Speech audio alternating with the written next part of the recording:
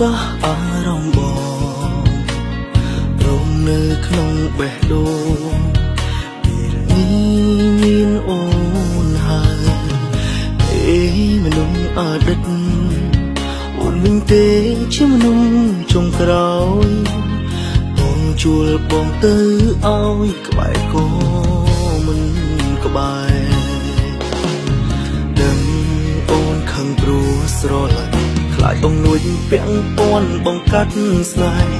អូនមិនបាច់ព្រួយបារម្ភទេគ្មានថ្ងៃបងវិលឡើយមនុស្សដែលបងស្រឡាញ់ជាងគេគឺអូនហើយបេះដូងបិទក្នុងប្រអប់ចុងក្រោយមិនបាក់ឲ្យអ្នកណាផ្សេងឡើយមើលឲ្យហើយប្រុសអ្នកនេះថាមិនធ្វើនឹងមនុស្សដែលបងចង់ក្បែរបំផុតគឺអូនកុំមានខ្លួនគិតតែម្នាក់ឯងហើយខឹងបងសារភាពអស់ត្រង់ប៉ុណ្ណឹងហើយដើម្បីអូនខឹង